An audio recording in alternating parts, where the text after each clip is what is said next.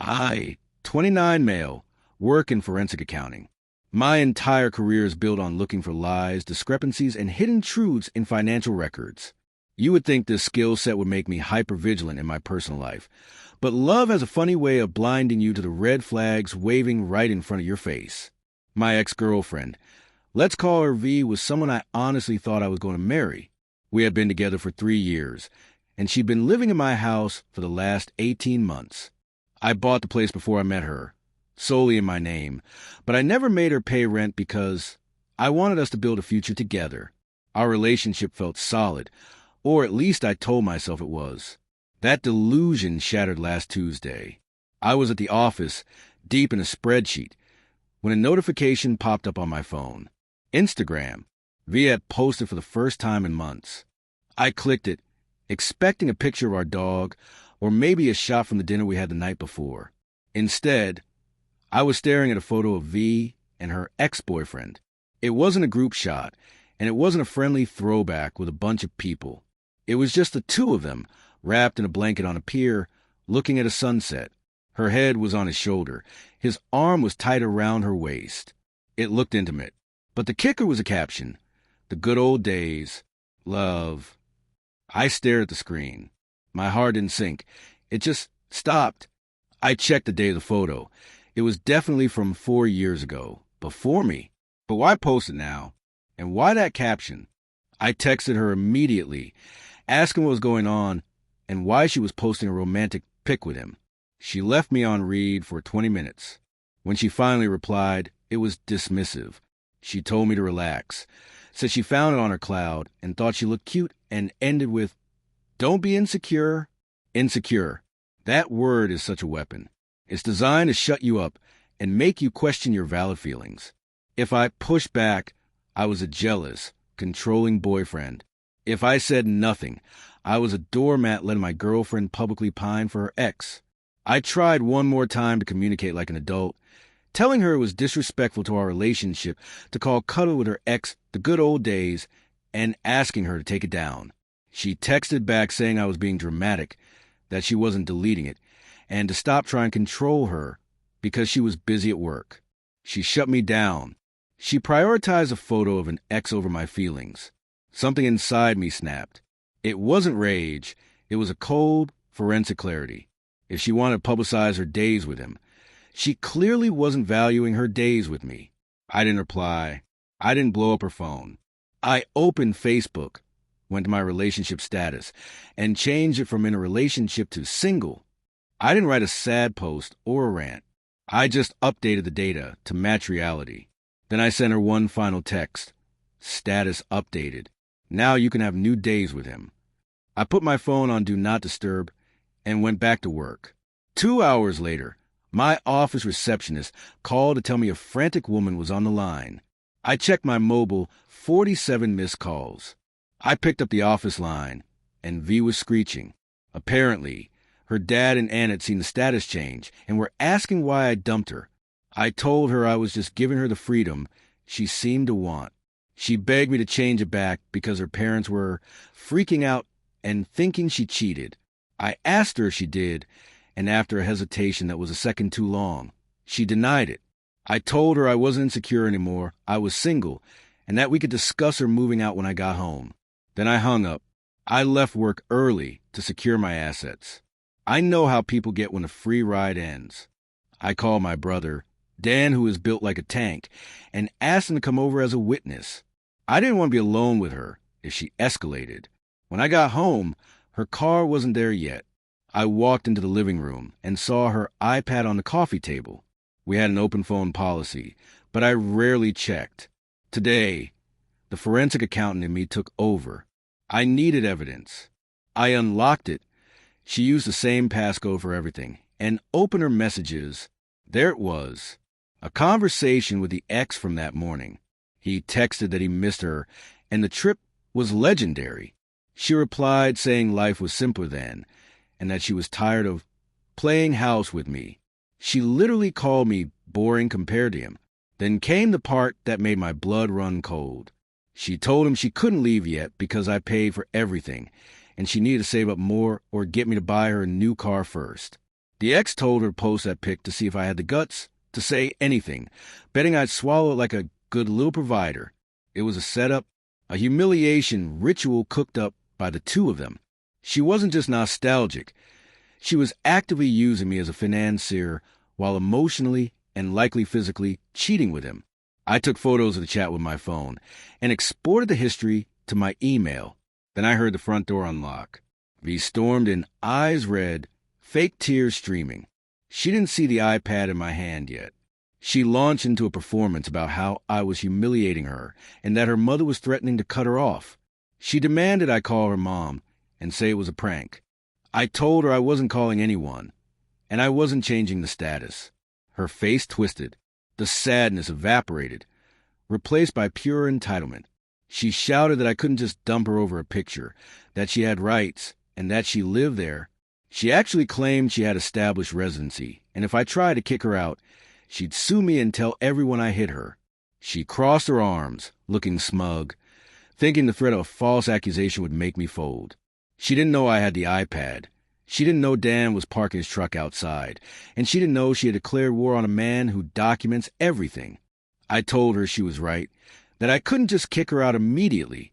She smirked, thinking she won. Then I held up the iPad and said, "But I can make sure everyone knows exactly why you're leaving." The color drained from her face.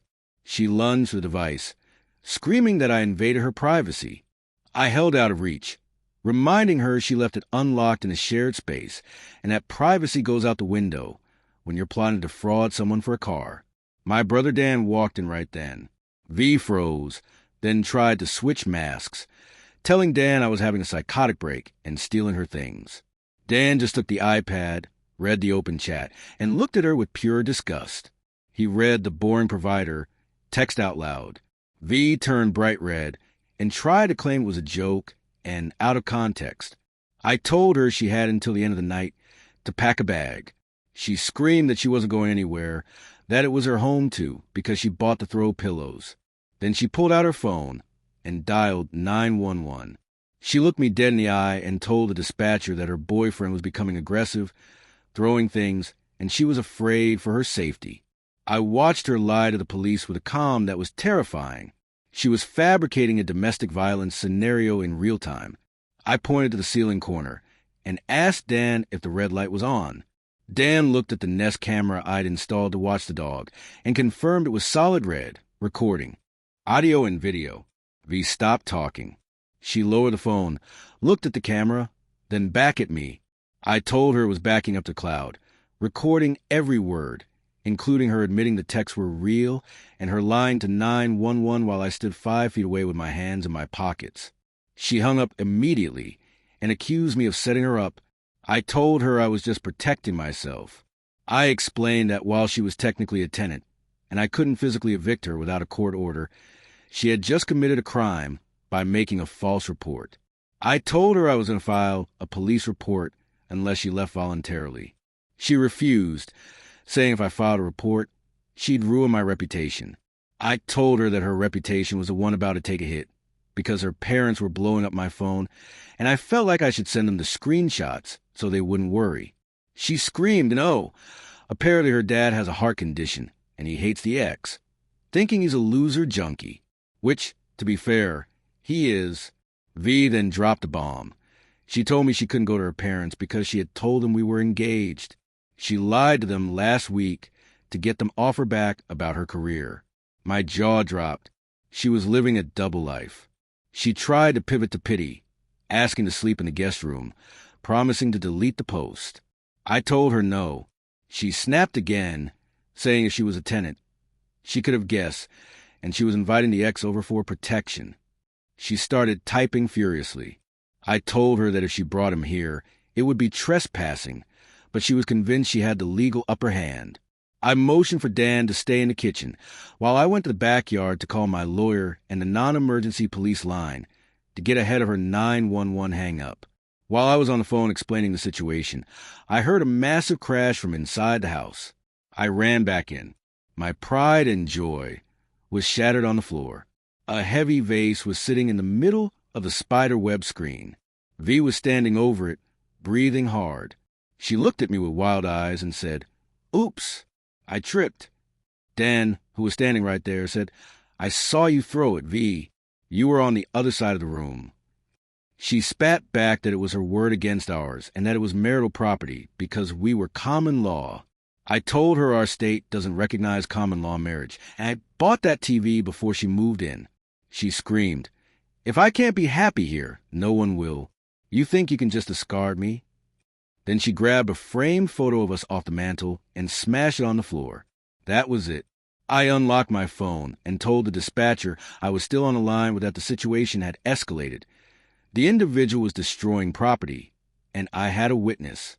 V laughed, saying it was a civil matter and the cops wouldn't do anything. 10 minutes later, the police arrived. V rushed the door, trying to spin the narrative again, screaming that I was the one throwing things. The officer looked at the TV, then at me. I calmly explained that she became violent after I confronted her about infidelity, and that she had destroyed my property to intimidate me. She called me a liar, so I pulled up the Nest app and showed the officer footage from the last 15 minutes. The video showed her clearly picking up the vase, screaming, "If I can't be happy here, no one will," and heaving it into the screen. The officer watched it twice. He looked at V and told her to turn around and place her hands behind her back.